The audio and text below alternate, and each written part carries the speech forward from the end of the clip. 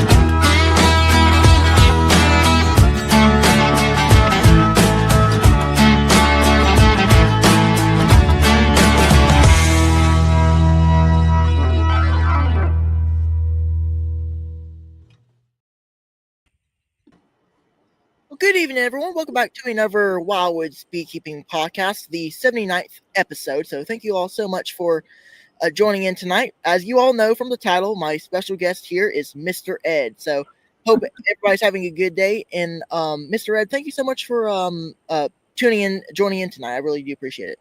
Oh, thank you. It's very, very much my pleasure, Grayson. Thanks for inviting me on. Absolutely. Looking forward to it. Me too.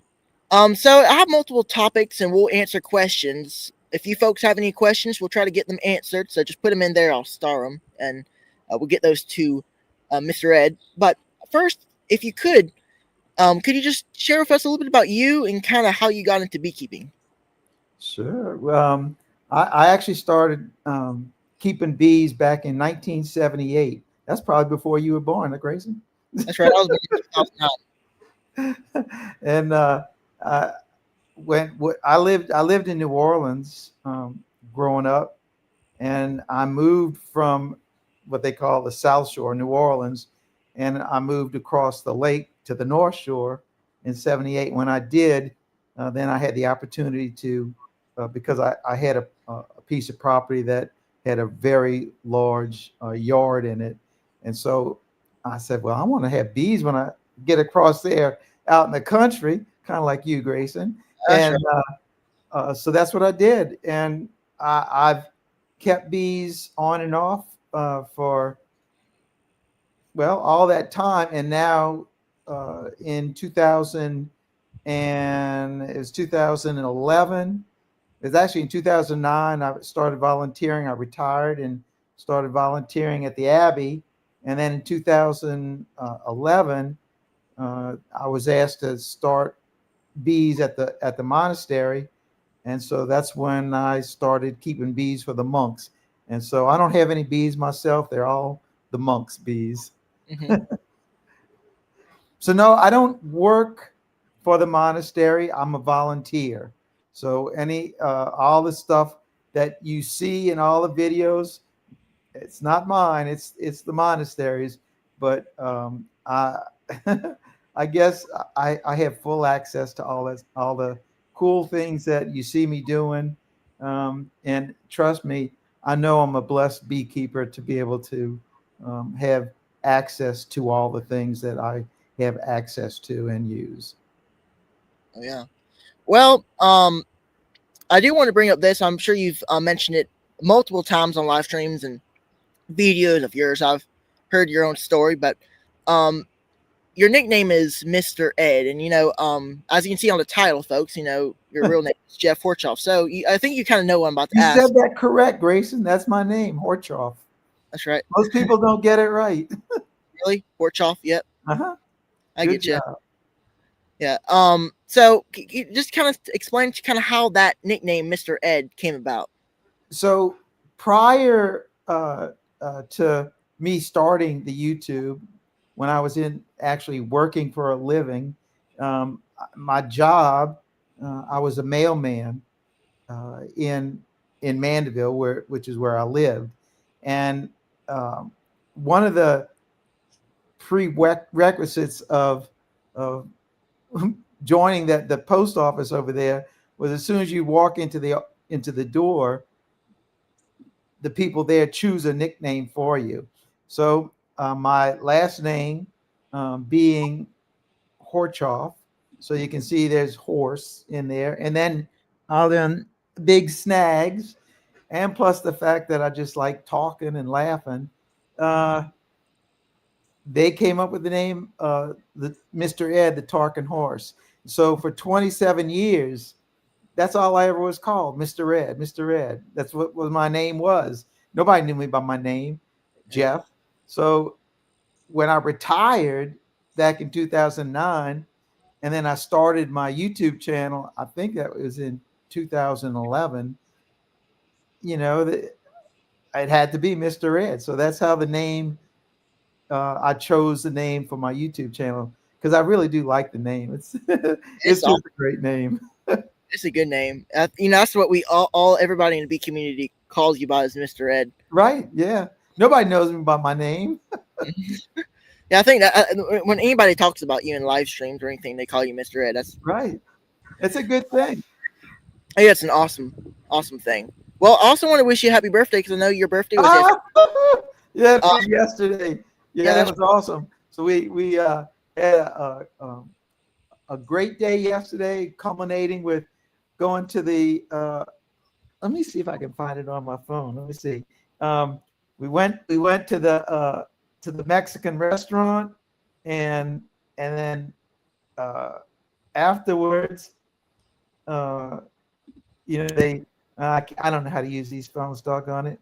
And afterwards, they come out there, with the big old sombrero, and they they sing you the happy birthday song, and oh uh, yeah, oh, it was a wonderful time. yeah. I saw that in the live Look at stream. that! I can't believe that Ian is watching you. There you go. You got Ian there. He hops in. Yeah, look, Ian, I've been trying to talk to you for a long time, and I just haven't gotten through. One day we're gonna connect, brother. Right. Yeah, I saw your somebody was saying I don't know, maybe it was yesterday I think or the day before, one of those days. Somebody said it was your birthday yesterday. So I was like, "Oh yeah, that's pretty cool." Yeah, yeah. So yesterday I turned 69 yesterday.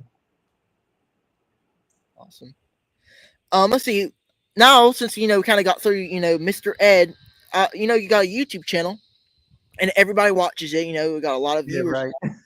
So how did that come about? What did you how did you come up with that YouTube channel? What kind of got you to start it?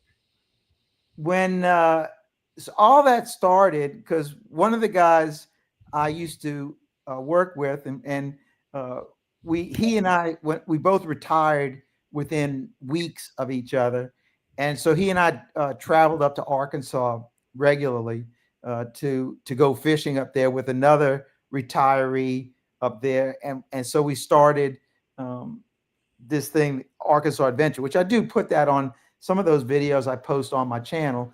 And he, Mike, he did all the videoing, and I never even knew about any videoing. And he'd shoot the videos for our Arkansas Adventure.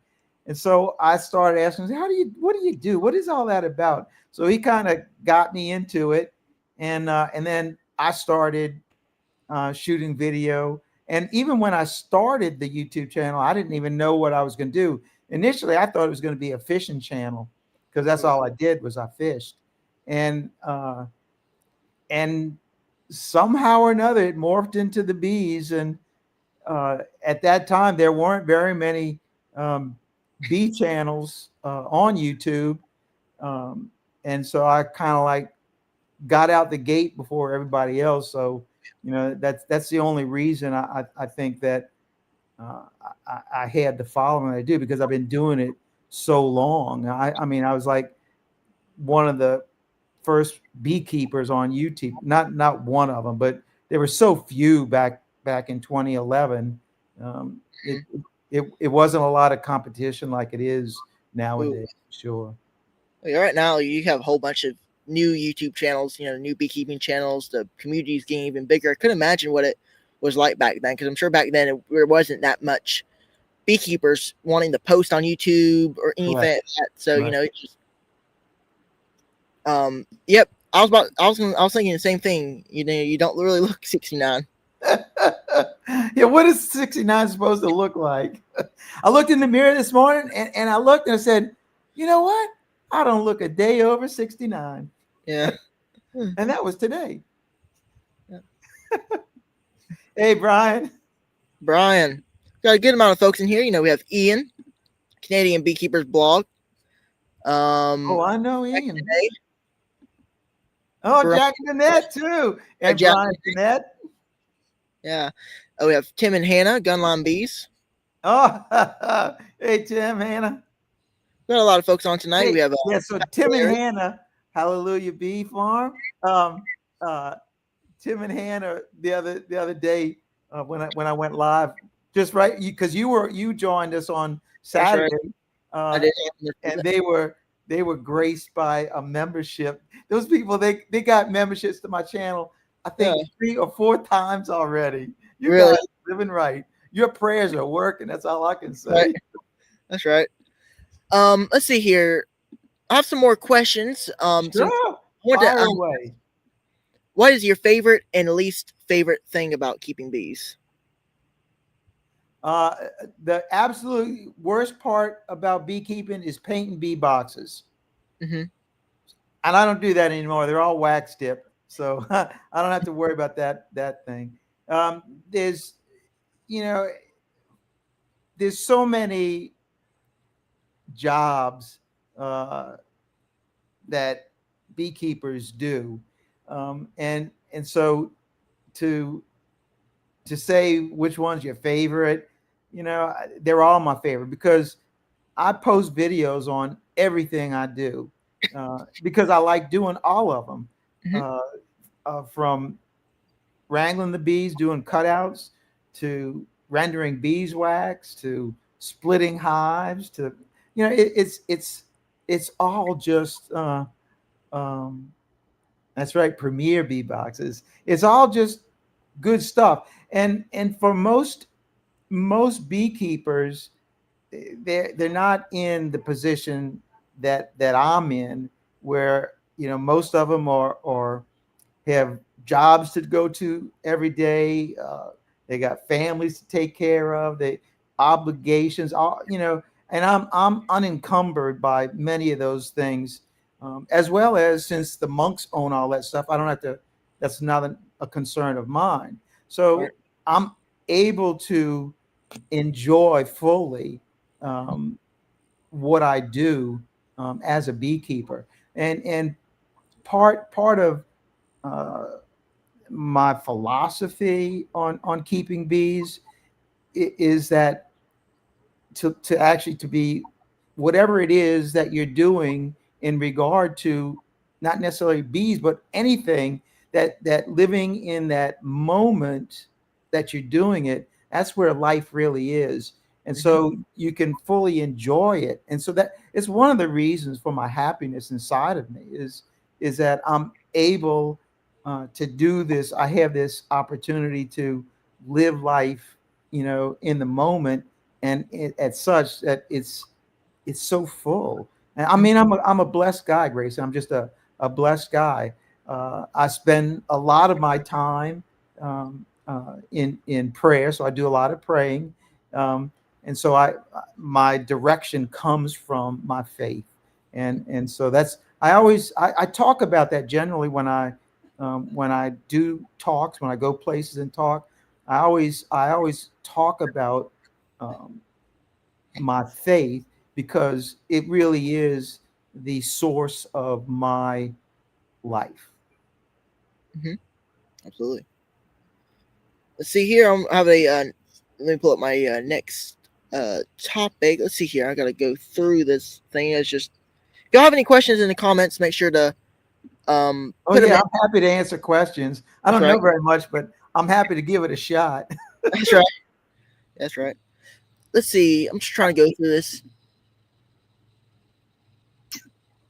Another thing I do want to ask you, just kind of personal, because right now down here, our goldenrod hasn't bloomed yet, but hopefully soon. You have any type of nectar flow coming in? Any honey or nectar? So we have some sprinklings of the goldenrod in our area. I've got a big patch of it in our front yard, and I looked at it yesterday, and I finally got buds. They're tight, so it's still a week or so. But today, one of our um, pollen producers, they probably get a little nectar out of it. At the Abbey is the Drake elms. It's just a tree. It's a very, very, very, very, very tiny, tiny little flower on it.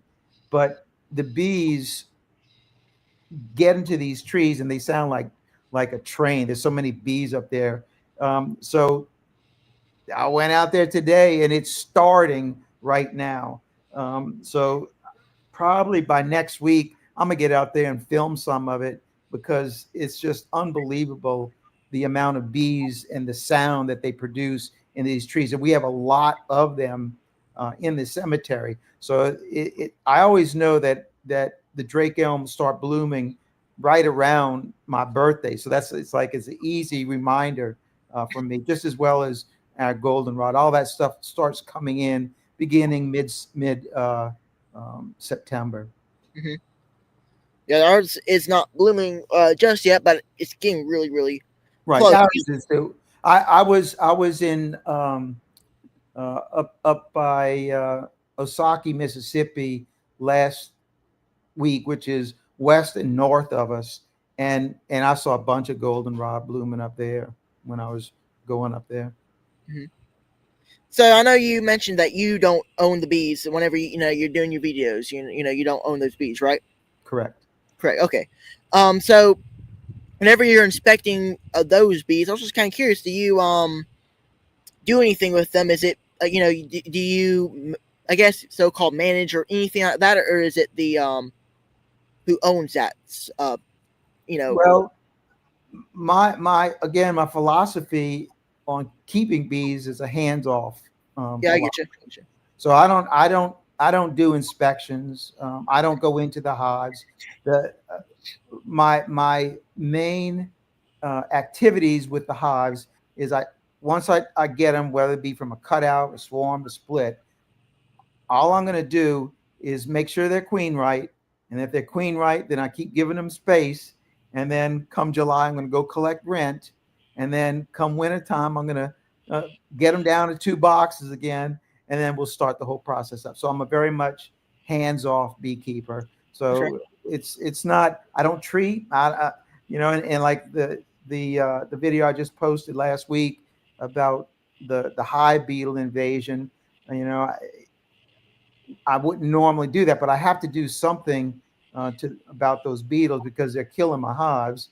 So going in there, removing them, and putting in traps, Mm-hmm. trying to get the number down. But I know that with the change of weather coming on, that's gonna the beetles they're gonna start to decline. So that's a good thing. It'll all work out. I'm sure of it. Mm-hmm. Yeah, I knew you were kind of like more of a hands-off beekeeper. I was gonna bring that up just a second ago.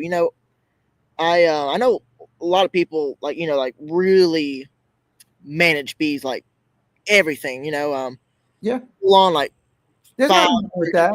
Yeah, that's what I was about to say. That's You know, perfect. it's hard. Um, you know, I know Ian. He super manages his. Oh yeah, He's doing all the stuff. Uh, he's got, I don't know how many hives he got, at least several thousand. yeah, I think that the 200 that I have, I'm not going to spend all my time doing that. I got other things, other interests that I want to do besides take care of the bees, and they do a really great job taking care of themselves. that's right. I think every beekeeper should keep their bees the way they should, the way they want to. You Right, know, I agree. I agree. I think that's the biggest thing. I know. Um, I I don't really test a whole lot. I know a lot of beekeepers who test. I just don't. It's just to me, I did that a lot early on, but I just don't really test as much. I'll treat from time to time, but I still don't do it like a lot of beekeepers will. Um, I'll feed some, build them up. But like I said, I think every beekeeper should keep the bees the way they want, because a lot of times, I guess weather does factor in their climates and stuff. Because so like a lot of things that we do down here, north folks like Ian and other people can't, Correct. like our Correct. time frames. Yeah. Because like down here, I'll be a lot of beekeepers will be making splits down here in February, and Ian up there is still probably, I don't know his season, but I know he's still far away from Oh yeah. that. He's still got his bees in the garage. Yeah. What is Mr. Ed's number one tip? Have fun keeping bees. That's it. That's the number one tip. You got to have fun doing it. That's right. I've talked to a lot of beekeepers. I think we can all agree on that. Is keep beekeeping fun. That's it. It's got to, once the fun is gone, you don't want to be a beekeeper anymore. Then it becomes work, and work isn't any fun. But when it's not work, it's fun. So That's keep it fun. So me and you, I'm down here in Alabama, and I know you are in Louisiana. What part of Alabama?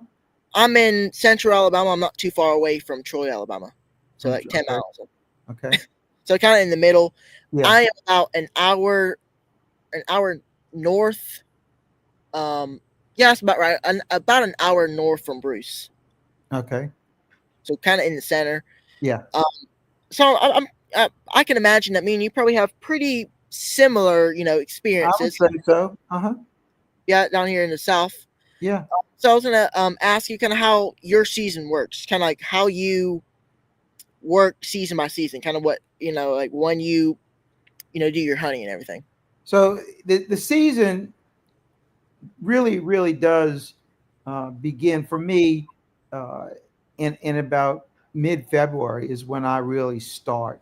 So by mid-February, I'm already going into my hives to see what kind of development is in there. I'm looking for how fast the brood is growing, seeing how many bees are in the boxes, and I'm just trying to stay ahead of bees in their growth because I don't want the bees to form. So as soon as I see when I'm opening up the hives and I see I got enough bees in the boxes and I got drone cells and drones running on the frames, I don't buy any queens. I don't grab queens.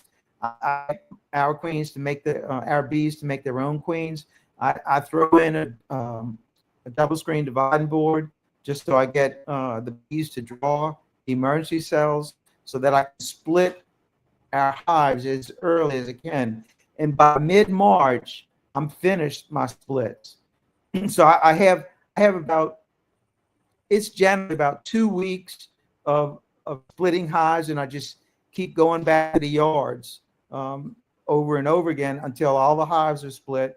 And by mid-March, it's done. So after that, I'll come back, make the physical splits, and then start adding supers to it, making sure that my splits that have new queens in them actually do have queens in them, because if they're queenless, that it's not going to work. This year, I probably had, I did close to 90 splits, and I only had, I think, 4 or 5 of them that didn't have queens when I went back and looked. So that's not bad for getting it done. So the bees just basically grow, and I'm just keeping ahead of them. That's all I'm doing. Going back to the yards, adding boxes when I need to, and then come July, and well, it's actually, I usually use the date of the 4th of July is my harvest date. So I'm pulling in my supers at the end of June, and July we harvest, uh, and that honey that we harvest, that's only sold at the Abbey gift shop. So I have a self-made market, built-in market, so to speak, for our sale of our honey. Um, we sell generally about 14 cases of honey every 3 weeks. So it sells pretty doggone good. And then we're about where we are right now at the end of the season. So I'll wait until November, till this last nectar flow is over. And once the nectar flow is over, end of October, I'll go and pull all the boxes, hives that have 3 deeps on them, and get them all down to 2 hives, and they'll overwinter, and boom, we start up again. So that's a year base summed up pretty quick. Awesome. SA says excuse me, how many hours do you volunteer each week? Oh, it's a lot. I get up to the Abbey almost every morning about 4:30 in the morning. Hey, Jessica, and I leave generally around 2:30 or 3 o'clock in the afternoon, and I do that 6 days a week. And then on Sunday I go up there as well, but it's just for prayer and mass, and then I come home, and edit video. That's right. Editing those videos, get them on YouTube. That's right. But I spend a lot of my I spend a lot of time with my YouTube channel, because I answer as all the comments that I get, because I always figure that if somebody's gonna take the time to watch my videos and leave a comment, at least I can do is to reply to it. So I spend a lot of time with people. And that's why I know people's names so much, because I don't meet a whole lot of people. I mean, I do, but it's mostly my contact is through my channel, and so I recognize names, even though I don't know them personally. I know they follow my channel. Tim and Hannah, Mr. Ed, is Dirt Rooster your favorite beekeeper? No, Frederick Dunn is my favorite beekeeper. Yeah. Fred Dunn is so awesome. Oh, yeah, I watch his videos too. Dirt Rooster is trash. And you can quote me on that. Oh, that's funny. Brian J. Mater asked, "What was Mr. Ed's worst bee stings?" You know, I get stung all the time. I can't. I think the worst bee stings are like on the very tip of your nose or your ears, anywhere that cartilage is. Golly, those things, they sting like the dickens. Those are the worst ones. You know, getting stung. You know, everybody gets stung. So, but the tip of the nose and the ears, oh, those are bad. Ankle stings are really bad as well. Yeah, those are bad. Those are very rare, because I wear boots when I go out in the field. Yeah. So let's see here. My worst stings for me, are usually around the face, or in the face for me. Because recently I was looking at a beehive in a tree, because somebody called and wanted me to look at it, see if they could be removed, but it was a very tiny hole, so just couldn't get them out. But when I was looking at that hive, one came right up and stung me right under the eye. Luckily, it didn't hit me. It didn't sting me in the eye, but it definitely swole up more than it usually does, because it usually doesn't swell that bad. Yeah, I'm the same way. I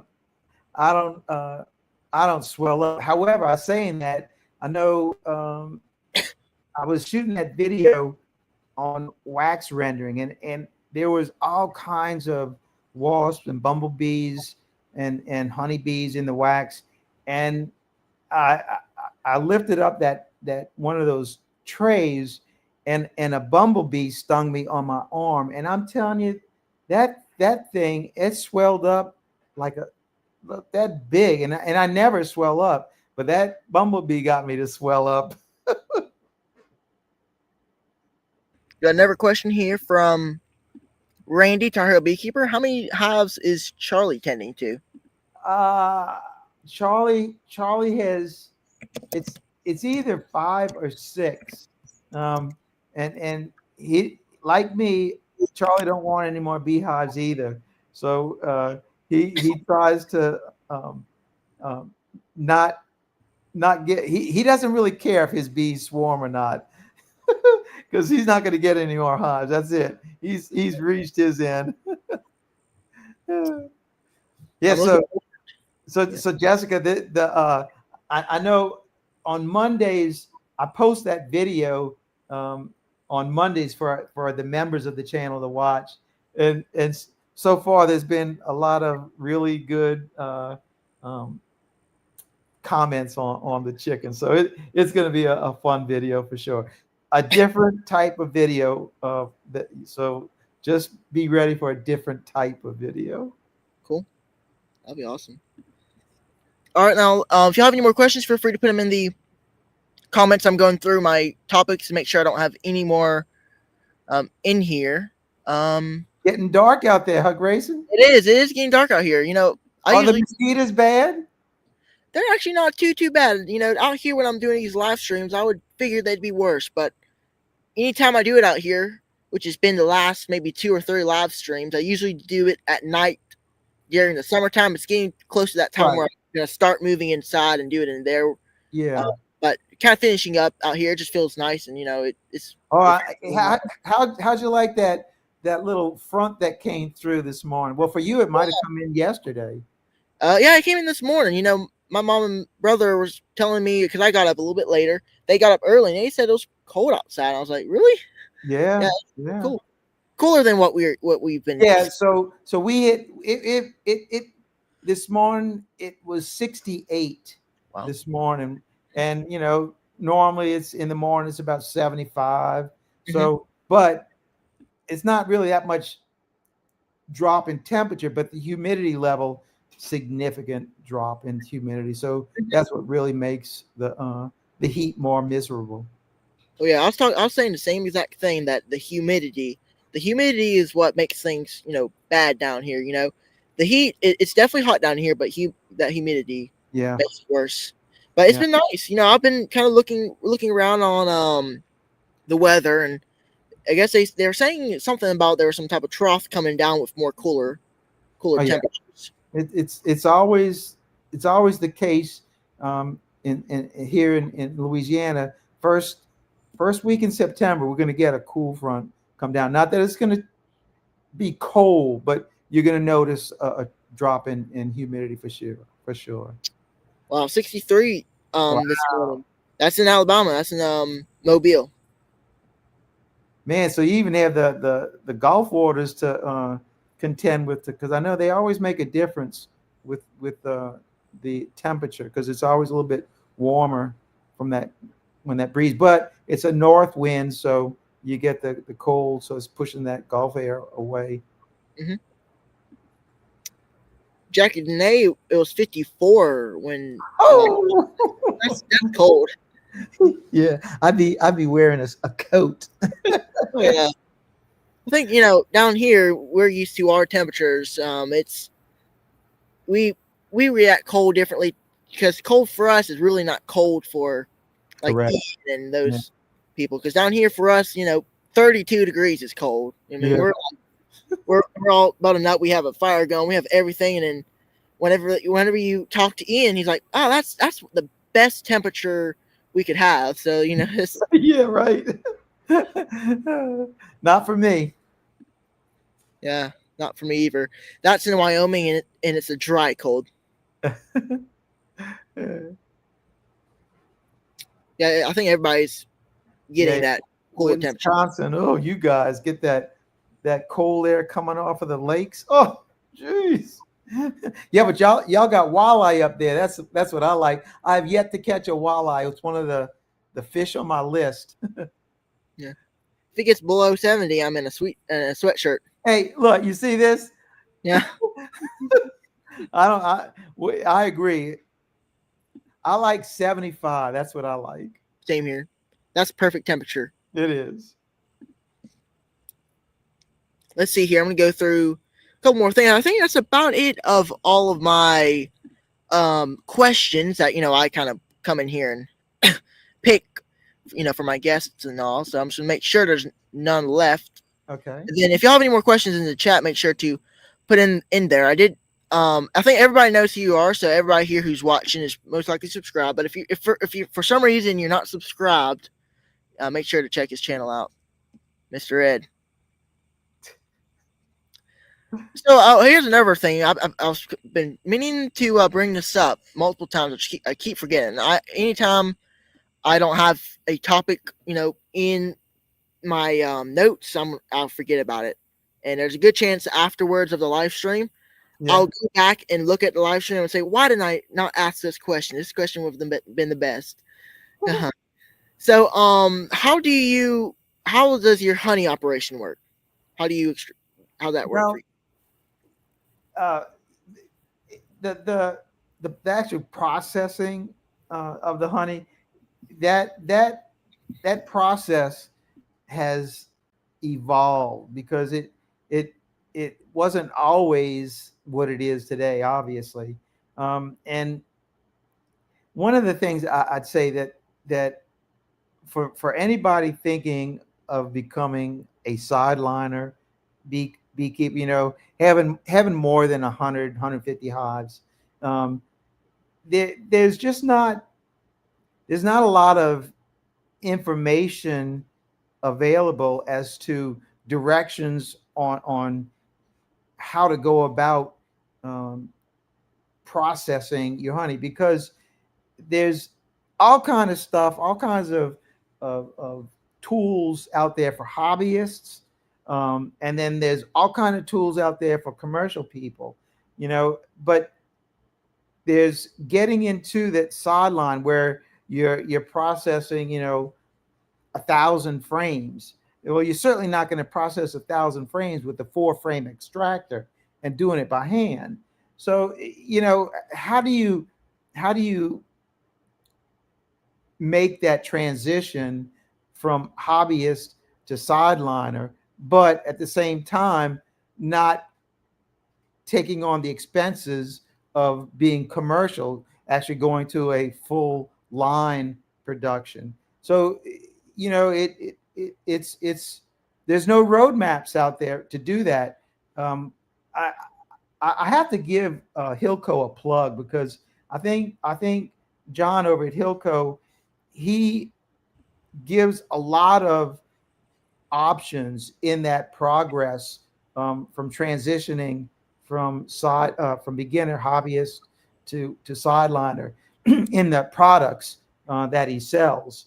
Um, so I think, and I've been doing a lot of research on this over the years, and which is how I piecemealed our operation together, because nobody told me this is what you should do, and I'm more than happy to help anybody on that journey to transition from hobbyist to something more, without becoming commercial, because the commercial lines, you're 60, 80, $100,000 for a commercial Mm-hmm. processing line. And who can afford that? Not somebody that's still selling honey at a farmer's market. It's just not going to happen. But the I, I'm I'm talking to two people right now who are in this process, and I'm trying to give them the knowledge that I went through, to expand to that point where making the job of processing the honey becomes not so labor intense. Still, it's work, but we can get the job done easier and faster and more efficient. There are ways of doing it. Um, it's not inexpensive, but it certainly isn't as expensive as commercial guys do. So the process that I've done, like I said, I started even when I only had 20 hives. I knew that I was going to be, um, I was need something that's going to do handle more than that.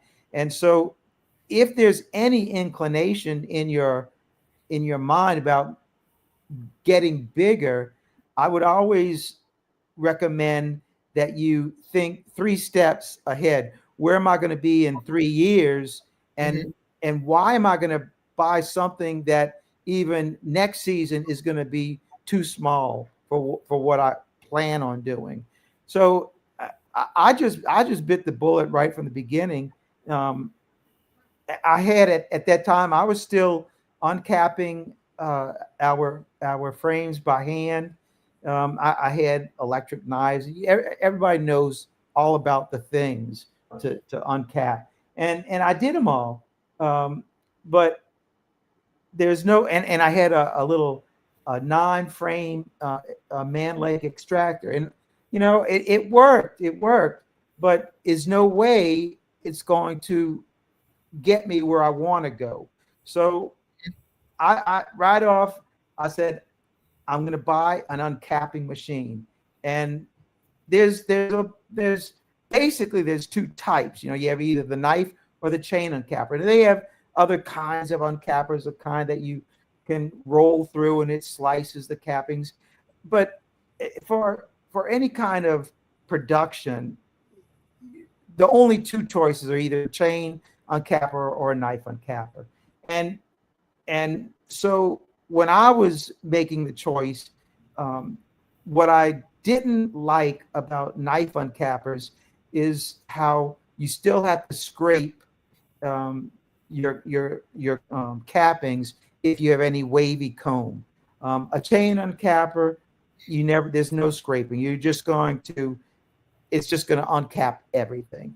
Uh, the and then there's a difference in what kind of wax comes off of the frames depending on which uncapper you're using. Because a knife uncapper, you get sheets of wax come off, and they work real well in those screw presses. It works real well. But the chain uncapper, they get these tiny little pieces of wax that come off. So you have to be able to deal with that. But for me, it worked very well because I don't try to clarify or clean up the honey at all. I just run everything, put it in the drums, and I come back and I take my wax off of it.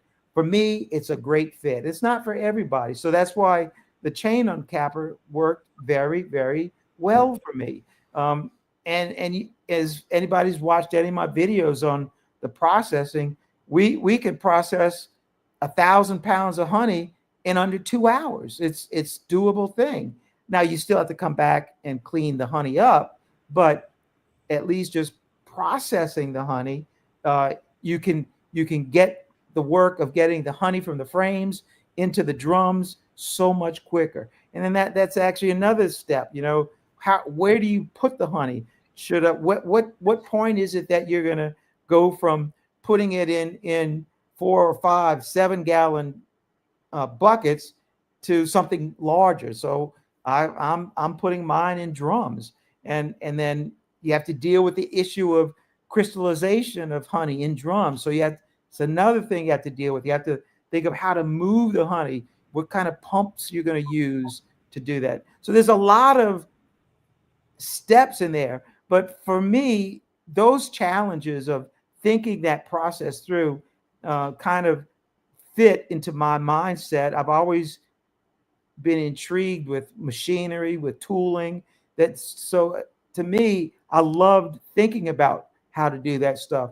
And so, which is why, I am where we are with the processing at the Abbey, where we just run it through the uncapper. We put all of the frames in an uncapping tank. We remove them from the uncapping tank into the extractor, and then the extractor, out the door they go, and let the bees clean it up. Fast, efficient, smooth. And we can do that with 4 to 5 people. We can get all that work done. So it's a lot of fun thinking about how to do it. The actual process of growing and getting all that work done, you'll you know run into obstacles, but just keep your head on, and it'll all work out. Absolutely. I'm gonna we'll get to some questions in a second. If y'all would, if you're watching right now, please go ahead and click the thumbs up button on this live stream. That helps out a lot. Make sure to check out Mr. Ed's channel if you aren't already subscribed. Um, good evening, Bundy. Thanks for checking in. Hey, Bundy. Shawi is going to get have an operation on the 11th, and so I'm gonna. I meant to call Shawi today, and I didn't call him. So Tim, if y'all would continue his name on your prayer list, that would be great, because he's definitely going to need him. He's got he's got issues. Shawi's always had issues, health issues, but he definitely needs our prayers right now. Brian J. Mater, wax candles a big in demand at the Abbey candle sales. Well, the candles are mostly what is it, the paraffin candles, but they always include some of our Abbey wax in it. It's not a very large percentage, so it's not. They just want to say, yeah, we got our Abbey wax in it. So the main use from the soap operation, because it's Abbey, it's Monk soap, is in the hand bar lotion. The wax is a very large component in that. And I'm actually gonna. I hope it'll be next week where I'll start a video on taking the cappings. I'll render them one more time, put them into the molds, bring them over to the Monk soap, and then we'll actually make the lotion bar. So stay tuned for that video. I know there's a lot of people like watching that process, and I like doing it myself. So if we have any new people in here who may not know kind of your operation and everything, they might be seeing us and you and people talking about the Abbey. If you could just kind of tell us about kind of what that is, the Abbey. The Abbey, it's a monastery, so it's Catholic, and order of monks are Benedictines. So Benedictines, there's all kinds of orders, religious orders that the sect will actually follow. So this one particularly Benedictine, and so they follow the Benedictine rule. It's monks, not like you think Buddhist monks, they're Catholic monks. So there are some of the monks that are ordained priests. There are some of the monks that are simply monks. They have both.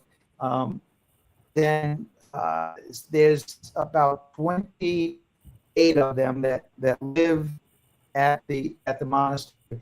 And for those that didn't know it, I actually was going to become a monk. That's what. Good evening, John. One of the reasons I went to the Abbey in the first place, because I thought I was going to become a monk. So for 14 years, I thought I was going to be a monk until I met my wife, and then so I'm not going to be a monk. And so it's just a religious order, and they support themselves through various means. The main drive of the monastery is they are a seminary college. In other words, they have a seminary college. You go to it and you get a degree in philosophy, and then if you want to continue on, you can get a degree in theology and then go on to become a priest, a Catholic priest. That is the main one. However, they also have cottage industries that generate income that support the works of the monks. So the main ones would be like the cemetery. They have a big cemetery. They have a wood shop operation where we build the caskets, and that's really how I first got up there, was to build caskets, because I've been a woodworker my entire life. So the caskets, the The gift shop is another money generating thing. They have monk soap. They have a retreat house, and then they have an art studio as well. So, and then they also they're 1,200 acres. They have 1,200 acres, and so they also part of it is designated. Well, almost all of it is designated as a tree farm. So they sell trees, pine trees, and that generates income for the sustainability of the monks. That's good. Um, if you have any more final questions, feel free to drop them in that comment box, and we will get those to Mr. Ed, and we can answer those. We've already gone for 50 minutes. This doesn't really seem like that, but No, it sure doesn't. yeah. I'm amazed how fast these live streams go. Because one minute I'm thinking, all right, let's go ahead and get the live stream started, and then before I know it, we're already close to end. Like, really, went that by that fast? Yeah, Yeah, that is pretty slick. yeah. So I think I've only got one more appearance this year. I'll be going out to West Palm Beach in Florida sometime in November. So I'm looking forward to that little visit. And then, of course, in January, headed up to Louisville again for the North American Honeybee Expo with Cayman Reynolds. So that's definitely going to be a great time once again. Oh yeah, that'll be fun. Yeah, we're not 100% sure if we're gonna go this year. We may. I really don't know just yet, but if we don't this year, then we will for sure the next year. Awesome. So, one of those years. Yeah, because last year, we were kind of busy during that week. Weren't able to make it up there. But here, I saw a lot of videos though. It looked very fun. A lot of good fellowship and a lot of good people over there, talking bees and having a good time. Oh, it is. It's a lot of fun. And the vendors that are there. Oh my gosh, is just Mm-hmm. unbelievable the amount of bee stuff that that's up there. And like you said, the fellowship and the camaraderie, the speakers. It's the honey show. Oh my goodness, it's just unbelievable what goes on under that one roof. But of course, it's a big roof. Mm-hmm. Yeah, I went to one of them. One of Cayman's conferences a while back. I think it was in 2020, 2023. I think that's the year we went. Man, it was fun. And what was it in Louisville or was it in Sayreville? It was in that was the Hive Live. That was in Sierraville. Yeah. Mhm. Yeah, that was pretty Oh, it's a fun. lot of fun. Yeah. Oh yeah. Yeah. I missed the first one. I got sick and I couldn't make the first one, but I haven't missed one since. Hmm. Yeah, my favorite part of going there was just walking around meeting people. It was Oh yeah, yeah, putting a face to their name. It's just exactly. That's one of the opportunities it does get for you. that's right. Yeah, I thought that was my favorite thing. And then looking at all the bee stuff, there was a whole bunch of vendors. I'm sure it's the same thing up in the expo too. In the couple years and this upcoming year, they have a whole bunch Oh, of it's bee it's products and it's so big. Oh yeah, goodness. walk around and probably buy something. That's for sure. Look, if I went and walked around, I'd probably be leaving home with something. That's what Most people do. That's right. You may not plan it, but it just happens. Yeah, maybe thinking, yeah, I'm good. I'm good on everything. I really don't need anything. Let's not get sidetracked on anything. But then you get sidetracked and you see some stuff like, well, never mind. I'll go ahead and get this stuff. Yeah, but a lot of people go with the intent of getting stuff because the discounts that you are given, plus Right. the fact that you aren't paying any shipping costs on it, That's um, it's just a deal too good to pass up. Yeah. some really good deals. Like you said, don't gotta pay for shipping or anything. You just Uh, you're up there, for the conference. Might as well get something. You don't gotta. yeah, that's. I know one of the points that Cayman makes is that the I, I I don't know off the top of my head the cost of the tickets, but it's probably about $165 for the 3 days. But you're going to save that much just if you buy something. That's right. So it's You know, almost hey, Honeybee Live, thanks for checking in. If y'all haven't already, make sure to smash that thumbs up button. That helps the live streams out a good deal. I appreciate everybody. I guess we're getting pretty close to wrapping it up. I do see a quick question here, so we'll let you answer that. Do you any of the monks take interest in beekeeping? um, most of the monks are too old for it, and the younger monks they keep them very very busy. Their time is very much allotted. Now, that being said, I do have one monk, a junior monk, that comes out once a week for 2 hours and does help me. Last week, he and I went out and worked some bees. So he has expressed an interest, but most of these guys are too busy. Their workload is very very much, so it's hard for them to do a lot. So I don't see anybody taking over my job anytime soon. So with I have one more question from me that I picked. I want to kind of leave it for the from the end. So you've been keeping bees for a while now. So what are some lessons you have learned throughout those years? I still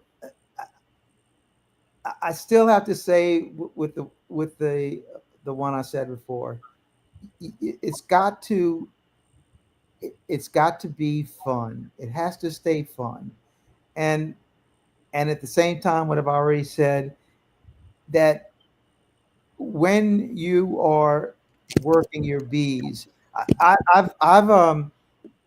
coined a phrase that when I'm working bees, when I'm with bees, that I lose myself in the wonder of bees. So in other words, I I don't worry about the world, things going on outside. Mhm. I'm right there with the bees. That's where I am. So in a sense, I'm I'm I'm in the present moment, living in that moment. And so by doing that, by living in that moment, that whatever experiences are there, you really do perceive them in a different light, and you can appreciate it even more so, because in that we see, or I see for sure, the hand of God. And so I'm in the presence of God. And this is what this is what motivates me to continue on. And every beekeeper will come to that crossroad in their beekeeping career of, why do I want to do it, or should I continue doing it, or whatever. That crossroad of, do I want to be a beekeeper still, or do I want to continue on? And that's the challenge that each and every beekeeper will face. Is, well, when is enough beekeeping? And and for me, the secret to continuing on is to always find something new in what you're doing. So when, by living in that moment, in that present moment of what you're doing, you will always find something new. Always find something new. And so it's each time that we discover something that we didn't know about the bees before, or like, look at this. It's like, what? And boom, that initial desire of what propelled you to become a beekeeper in the first place has now been reignited, and boy, it's new again, and you continue on doing it. So it's The thing is, we're talking about bees, but this is we're talking about life, Mm-hmm. you know? And so if we can live our life the way we live being a beekeeper, how much more is your life how much better your life is going to be? And then if your life is so much better, how much better a beekeeper you're going to be. Mm-hmm. So it all goes hand in hand, and it all builds upon itself. So, and it all goes back to faith. Your belief in God. And when you get those things worked out, everything flows as it should be. Yeah, I think that's the best lesson you can learn. And that's a good tip for everybody. Keep beekeeping fun. Yeah. That's right. Well, I guess we are. I think that's our best wrap off for the live stream. Amen. That's right. Amen. Amen, Brian. Amen. Well, hey, Brian, I'm glad you hung out the whole time, because I know you're a man of deep faith. I know that. Yep, me too. Brian, he watches all the live streams. So thank you, Brian, and thank you all for joining the podcast, the live stream tonight. It's been a blast, and thank you so much, Mr. Ed, for joining the live stream tonight. I think we're gonna go ahead and wrap things up. We're getting to play close to ending off. So, thank you, Mr. Ed, for joining the chat tonight. It's been fun. Thank you for having me. God bless. Absolutely. God bless everybody. Good night. Good night, everybody. God bless.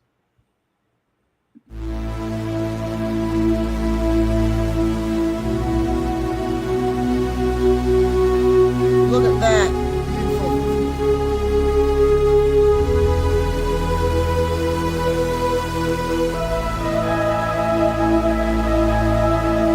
Look at that. That is perfection. That is what you want. Oh, it's such a beautiful day today.